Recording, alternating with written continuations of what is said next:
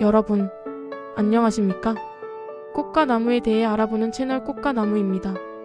오늘은 고대부터 현대에 이르기까지 수많은 예술작품과 문학 속에서 영감의 원천이 되어온 모란과 동백이 지닌 아름다움과 역사, 그리고 숨겨진 사실에 대해 알아보는 시간을 갖겠습니다.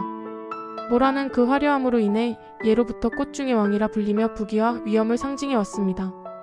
반면 동백은 차가운 겨울바람 속에서도 꿋꿋하게 붉은 꽃을 피워내며 겸손과 강인한 생명력을 드러냅니다. 이 두 꽃은 단순한 식물을 넘어 오랜 시간 동안 인간의 삶과 정서에 깊이 뿌리 내려온 문화적 상징물이자 예술적 영감의 대상이었습니다.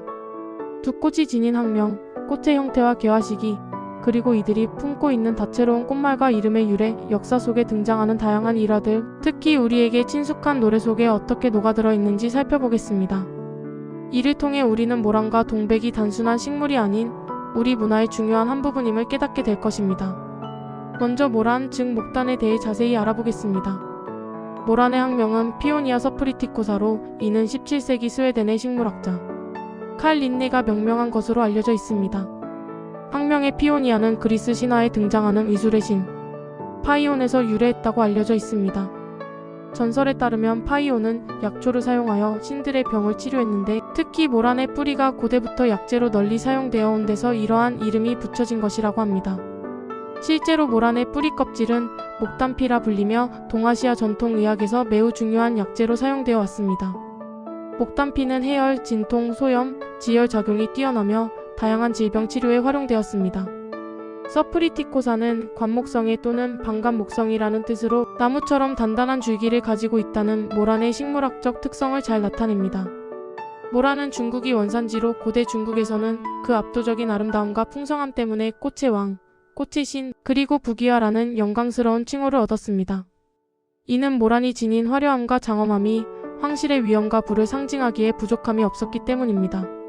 실제로 중국의 역대 황실에서는 모란을 정원에 심어 아름다움을 감상하고 그 모습을 비단에 수놓거나 도자기에 그려 넣어 왕가의 품격을 높이는 데 활용했습니다. 모란은 당나라 시대에 가장 큰 사랑을 받았으며, 특히 당 현종은 양귀비와 함께 모란을 감상하며 시를 읊었다는 기록도 전해집니다. 우리나라에는 신라 진평왕 때 중국에서 들여왔다는 기록이 전해지며, 통일 신라 시대에는 귀족 사회에서 모란을 정원에 심어 그 아름다움을 즐겼습니다. 삼국유사에 실린 선덕여왕의 일화는 모란이 당시에도 귀하게 여겨졌음을 보여줍니다. 당나라 태종이 선덕여왕에게 모란 그림과 씨앗을 보냈을 때 선덕여왕은 그림에 벌과 나비가 없는 것을 보고 모란에 향기가 없음을 미리 알아챘다는 이야기입니다. 이 에피소드는 선덕여왕의 비범한 지혜를 드러낸과 동시에 모란의 또 다른 특징인 향기가 없다는 사실을 전하고 있습니다. 비록 향기가 없지만 모란은 시각적인 아름다움만으로도 충분히 사람들의 마음을 사로잡았습니다. 모란의 꽃말은 그 자체로 부귀와 영화를 상징하며 왕자의 품격, 행복한 결혼이라는 의미도 내포하고 있습니다.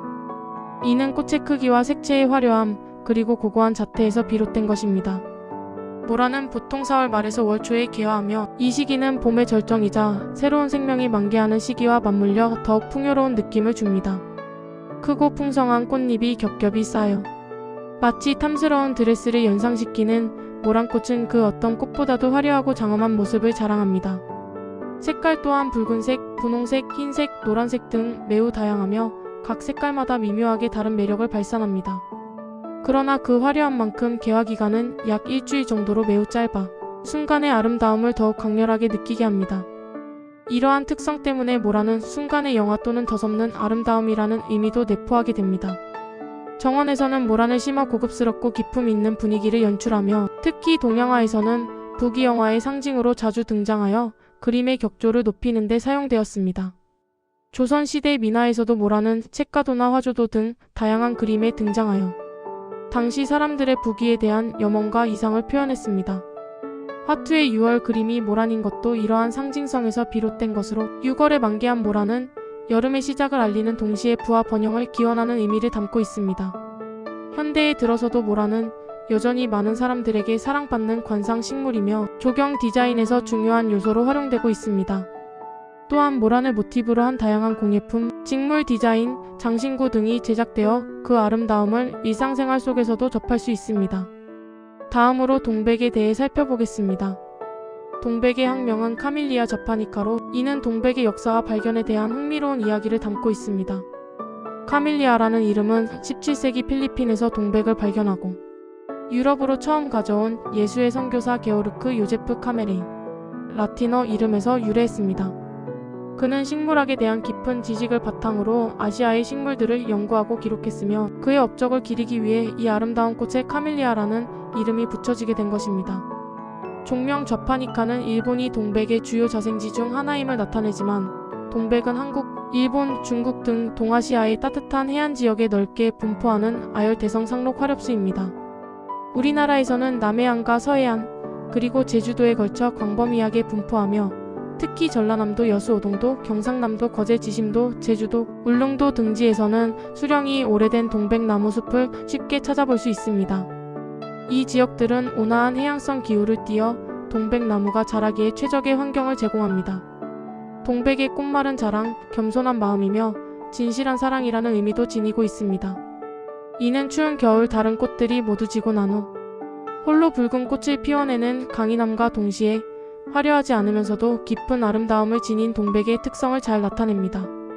동백은 보통 11월부터 다음해 4월까지 긴 시간 동안 꽃을 피웁니다. 특히 한겨울 눈 속에서도 붉은 꽃을 피워내는 모습은 많은 이들에게 감동과 희망을 선사합니다. 이는 소나무, 대나무와 함께 세안사무 중 하나로 꼽히며 추운 겨울에도 변치 않는 푸른 잎과 붉은 꽃이 고결한 선비의 절개와 지조를 상징하기도 했습니다. 동백의 꽃은 주로 붉은색이지만 분홍색, 흰색, 그리고 겹꽃이나 얼룩무늬가 있는 품종도 있어 다채로운 아름다움을 보여줍니다.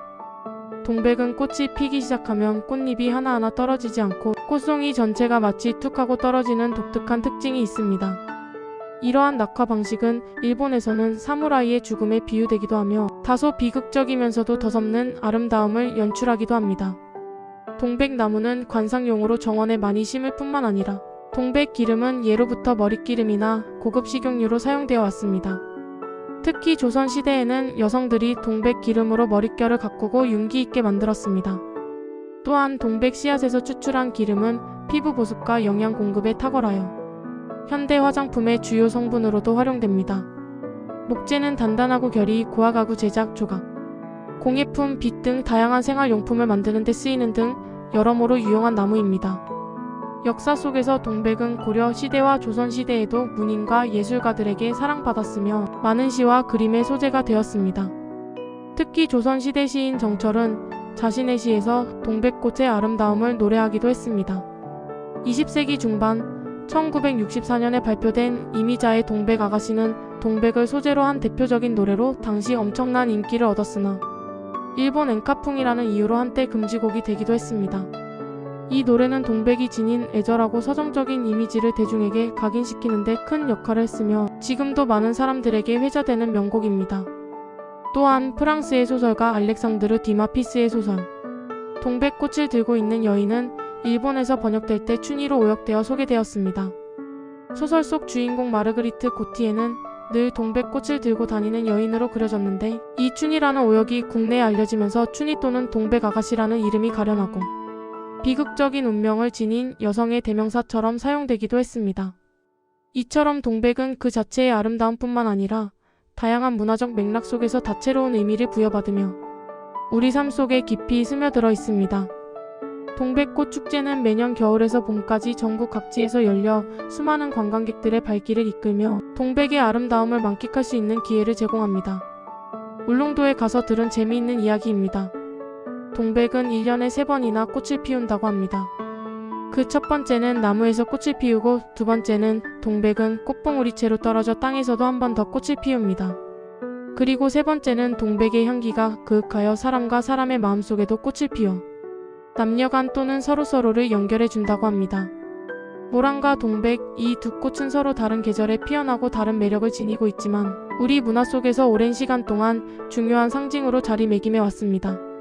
모란의 화려함은 부귀와 영화를, 동백의 강인함은 겸손과 절개를 상징하며 각기 다른 아름다움을 보여줍니다. 이 두 꽃은 또한 2001년 조영남이 이재하 선생의 노래를 리메이크하여 크게 히트한 노래 모란, 동백의 주요 소재가 되기도 했습니다. 이재하 작사 작곡의 이 노래는 김영랑 시인의 시 모란이 피기까지는가 조두남에 가고 선구자의 영감을 받아 만들어졌다는 이야기도 전해집니다. 이 노래는 모란이 지고 동백이 지는 풍경을 배경으로 떠나간 사랑하는 사람을 잊지 말아달라는 애절한 마음을 담고 있습니다. 모란은 피었다 지고 동백은 다시 피어라는 가사는 삶의 순환과 사랑의 영원성을 은유적으로 표현하며 듣는 이들에게 깊은 울림을 선사합니다. 이 노래는 모란과 동백이 지닌 서정적인 이미지를 대중에게 더욱 깊이 각인시키는 계기가 되었으며 현재까지도 많은 사람들에게 사랑받는 한국 가요의 명곡 중 하나로 손꼽힙니다. 이처럼 모란과 동백은 단순한 자연물이 아니라 우리 조상들의 삶과 정서 그리고 예술혼이 깃들어 있는 소중한 문화유산이라 할 수 있습니다.